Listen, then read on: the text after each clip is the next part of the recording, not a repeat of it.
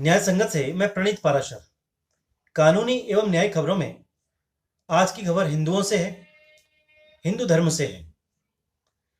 माननीय सर्वोच्च न्यायालय में एक पिटीशन दाखिल की गई है जिसका नाम है विश्वभद्र पुजारी पुरोहित संघ वर्सेस भारत संघ। इस पिटीशन में सर्वोच्च न्यायालय में पूजा स्थल एवं विशेष प्रावधान अधिनियम 1991 की धारा 4 को असंवैधानिक घोषित करने की मांग की गई है।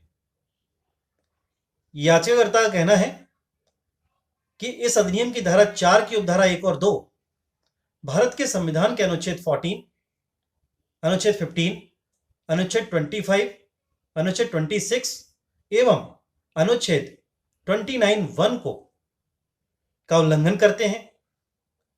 अतः उक्त अधिनियम की धारा 4 की उपधारा 1 और 2 असंवैधानिक है। अब मैं आपको बताता हूं कि इस अधिनियम की धारा 4 की उपधारा 1 और 2 में क्या प्रावधान दिए गए हैं।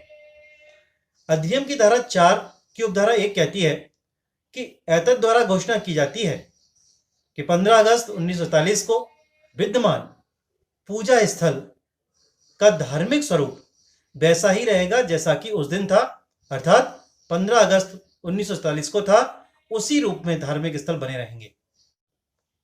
इस अधिनियम की धारा 4 की उपधारा 2 स्पष्ट करती है कि 15 अगस्त 1947 से पूर्व अगर कोई मामला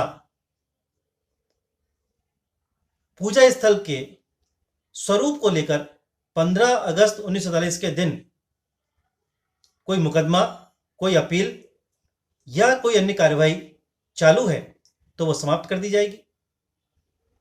इस उपधारा में यह भी लिखा गया है कि 15 अगस्त 1947 से लेकर इस अधिनियम के पारित होने के दिनांक के बीच में यदि कोई मुकदमा, अपील या अन्य कार्यवाही किसी पूजा स्थल के विद्यमान स्वरूप को लेकर है तो वो समाप्त कर दी जाएगी।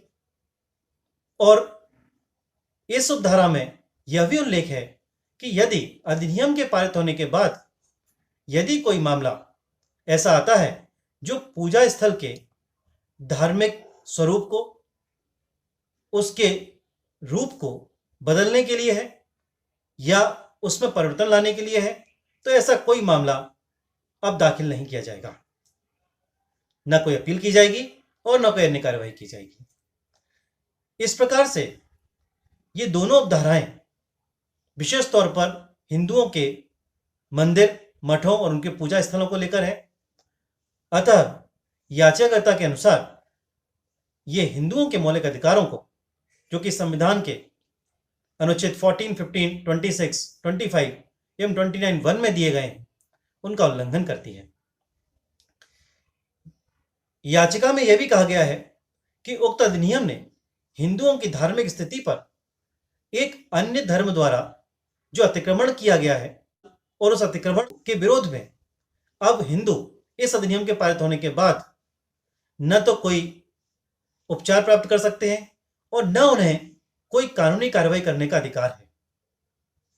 याचिका में कहा गया है कि अब हिंदू अपने पूजा स्थलों को पूर्व की स्थिति में, पूर्व के रूप में वापस लाने के लिए न तो किसी सिविल कोर्ट में जा सकते हैं, न किसी हाई कोर्ट में अनुच्छेद 226 के अंतर्गत कोई पिटीशन दाखिल कर सकते हैं। इस प्रकार से यह अधिनियम की विशेष तौर पर धारा 4 की उपधारा 1 और 2 पूर्णतः संवैधानिक है। 15 अगस्त 1947 से पूर्व मंदिरों और मठों का जो रूप था, उस रूप को वापस लाने के लिए अब कोई कार्रवाई नहीं की जा सकती। अतः यह अधिनियम हिंदुओं की और हिंदुओं के अधिकारों और उनके उपचारों को रोकती है। याचिका में कहा गया है कि उक्त प्रावधान न्यायिक प्रक्रिया के माध्यम से विवाद के समाधान को रोकते हैं और विवाद को लाने से पूर्व ही, उसको न्यायालय के समक्ष ले जाने से पूर्व ही किसी मुकदमे को, किसी कार्यवाही को में व्यवधान डालते हैं, अतः असंवैधानिक है। इस याचिका में एक महत्वपूर्ण बात पर ध्यान दिलाया गया, जिसमें यह कहा गया है कि वर्ष 1991 में, जिस वर्ष इस अधिनियम को पारित किया गया था, उस समय पर अयोध्या मंदिर को लेकर कई सामाजिक आंदोलन देश भर में चल रहे थे, राजनीतिक उठापटक चल रही थी। अतः अधिनियम के निर्माताओं ने अयोध्या मामले को इस अधिनियम के दायरे से बाहर रखा।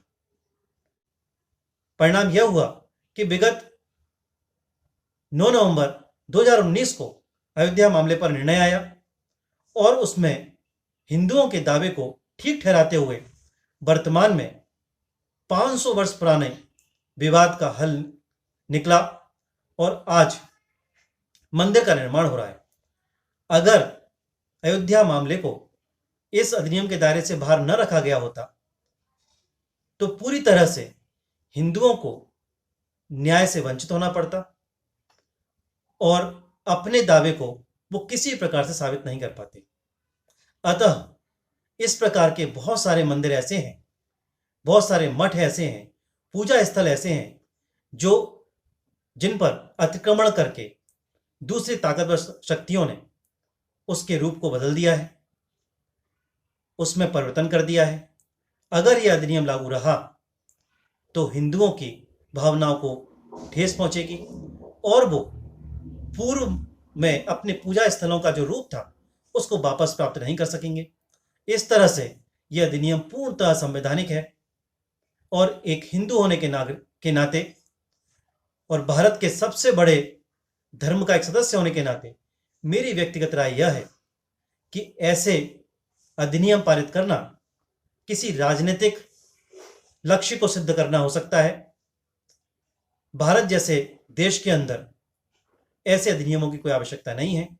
वर्तमान में यह याचिका माननीय सर्वोच्च न्यायालय के समक्ष लंबित है। इस पर निर्णय आना है। न्यायपालिका किन आधारों पर, किन तथ्यों पर निर्णय करेगी वो हम सबके सामने आएगा। लेकिन जो स्वरूप इस अधिनियम का याचिका में बताया गया है वो पूरी तरह से असंवैधानिक घोषित किए जाने योग्य है। अतः मेरी न्यायालय से मांग है कि वो ऐसे काले कानूनों को, ऐसे धार्मिक भावनाओं को ठेस पहुंचाने वाले अधिनियमों को समाप्त करे और उन्हें रद्द